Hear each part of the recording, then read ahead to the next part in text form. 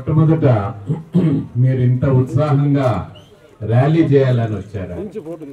కానీ ర్యాలీకి పర్మిషన్ తీసుకోవాలి. మీరు నా జీవితంలో ఎప్పుడు కేసు లేదు నా పైన. మొట్టమొదటి కేసు మొన్న రొంపిచెర్లో పెట్టారు కేసు. మళ్ళీ రెండో కేసు ఎందుకు ఇక్కడ రామసముద్రంలో ఎందుకు రెండో కేసు అని నేను ర్యాలీకి వద్దు. ర్యాలీ కావాలంటే ఇంకోసారి వచ్చినప్పుడు దయచేసి పర్మిషన్ తీసుకోండి. మనం అధికారుల దగ్గర పర్మిషన్ తీసుకోవాలి, తీసుకొని ర్యాలీ చేసుకోవచ్చు. కానీ తపాసాలు పేల్చకూడదు దయచేసి. ఇవన్నీ కొత్త నిబంధనలు వచ్చాయి. మనం పాతకాలంలో ఉన్నాం. మనకు ఉత్సాహం ఎక్కువైనప్పుడు టపాసాలు పేలుస్తారు, ఇవన్నీ చేస్తారు. ఇవన్నీ చేస్తే మీకేం కాదు, కేసులు వచ్చేది మాకు వస్తాయి. అందుకని అటువంటివి చేయడం అవసరం లేదు. అందుకని దానికి ఖచ్చితంగా క్షమాపణ కోరుతూ, నా తప్పు లేకన్నా కూడా మీరు పర్మిషన్ తీసుకోలేదు కాబట్టి మనం ర్యాలీలో రాలేకపోయినా మీ ఉత్సాహాన్ని కొంచెం తగ్గించినట్టు అయింది. నాకు కూడా బాధ అయింది. మీరు ఇంకా ఎంత ఉత్సాహంగా ఉన్నారు మీరు ర్యాలీ చేయాలని.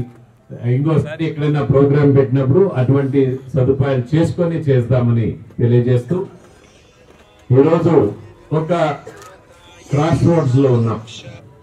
క్రాస్ రోడ్స్ అంటే ఒక క్లిష్ట పరిస్థితిలో ఉన్నాం.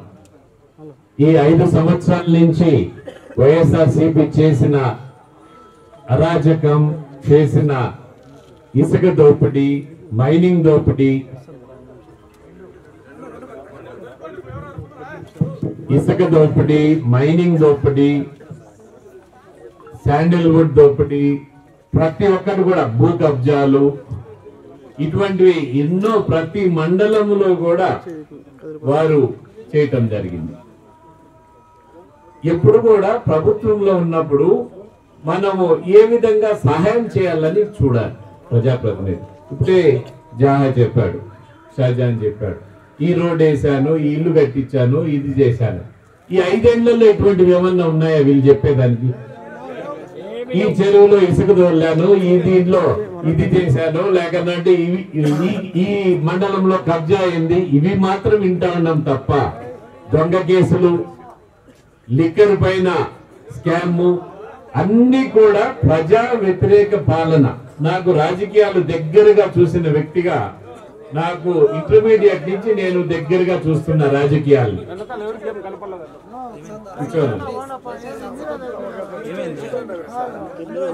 రాజకీయాలు గత 40 సంవత్సరాల నుంచి చూస్తున్నా. 1877 నుంచి నాకు దగ్గరగా, నేను కామర్స్ స్టూడెంట్ కాబట్టి లేక పొలిటికల్ సైన్స్ స్టూడెంట్ కాబట్టి అవన్నీ గమనిస్తా వస్తున్నా.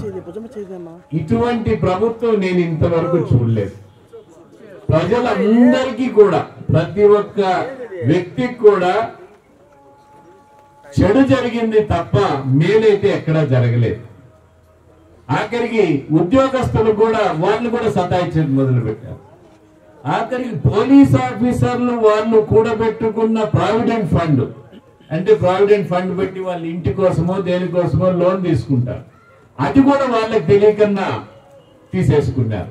ప్రభుత్వం తీసేసుకుంది వాళ్ళకి తెలియకన్నా. వాళ్ళ డబ్బు వాళ్ళ బ్యాంకులో ఉండేది. ఉత్తరాంధ్రలో ఒక 2 జిల్లాలు అనుకుంటాను, 25,000 కోట్లు బ్యాంకుల నుంచి డబ్బు తీసుకొని రాష్ట్రం నేరుగా ఏదైతే లిక్కర్ సేల్ ఉందో, లిక్కర్ ఏమంటారు తెలుగులో, మద్యం అమ్ముతారో, ఈ మద్యం అమ్మేది బ్యాంకులకి నేరుగా పోయేట్టుగా చేసేసారు. ఎప్పుడు కూడా ప్రభుత్వం నుంచి వచ్చే డబ్బు ట్రెజరీలోకి రావాలి, అంటే మన లెక్కలోకి రావాలి. లెక్కలోకి వచ్చినప్పుడు పంట పండించారు.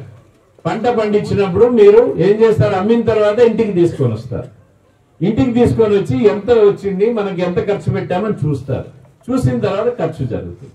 ఇక్కడ ఏం చేశారు? డైరెక్ట్ గా ఆ మద్యం అమ్మకాలు బ్యాంకులకు అప్పచెప్పేశారు. 25,000 కోట్ల రూపాయలు బ్యాంకుల నుంచి తీసుకున్నారు. దురదృష్టం ఏమంటే ఆర్బీఐ 21,000 కోట్లు రిలీజ్ అయినాక కండు తెలుసుకున్నారు వాళ్ళు. ఇదేంది, ఇది రాష్ట్ర ప్రభుత్వానికి మీరు డబ్బు ఎట్లు ఇచ్చారు, ఇంక ఇచ్చేదానికి కుదరదని చెప్పి ఆపడం జరిగింది. అప్పటికే వీళ్ళు ఇది అటాక్ చేసేశారు.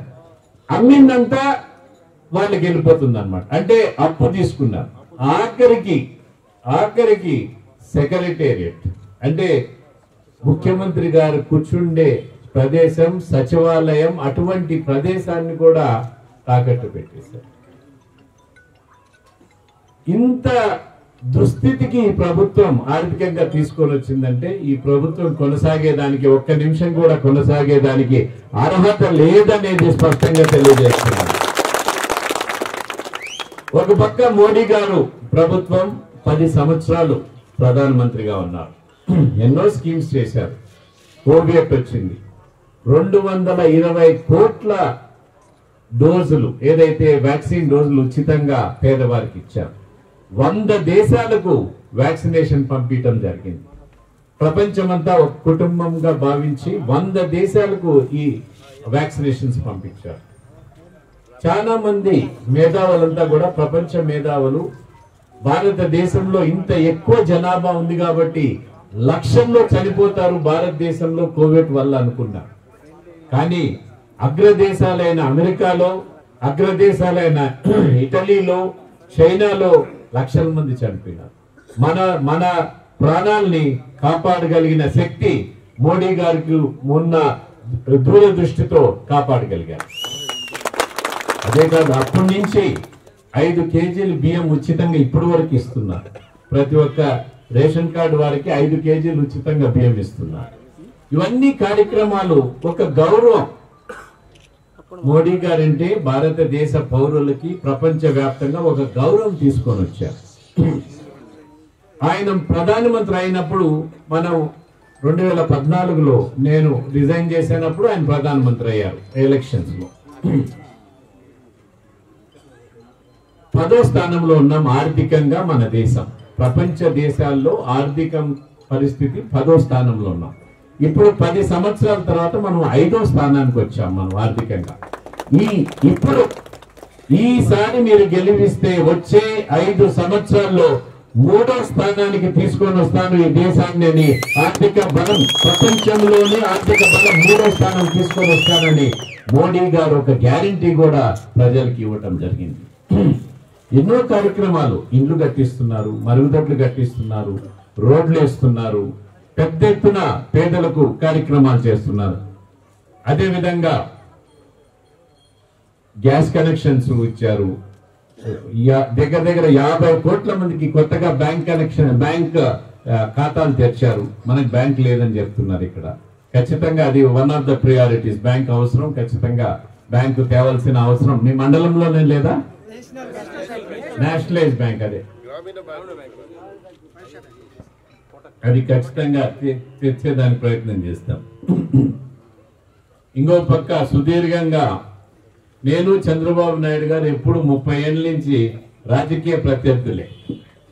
ఎప్పుడు కలిసి మేము ఎప్పుడు లేదు. మా తండ్రికి కూడా ఒకటే పార్టీలో ఉన్నా కూడా రాజకీయంగా విభేదాలు ఉండేటివి. మొట్టమొదటి మీటింగ్ నిన్ననే నేను ఆయనతో పాటు పార్టిసిపేట్ చేయటం జరిగింది. ఎందుకు చెప్తున్నానంటే రాజకీయ ప్రత్యర్థులు అయినా కూడా ఆయన ముఖ్యమంత్రిగా ఉన్నప్పుడు నేను అపోజిషన్ నాయకునిగా ఉన్నాను.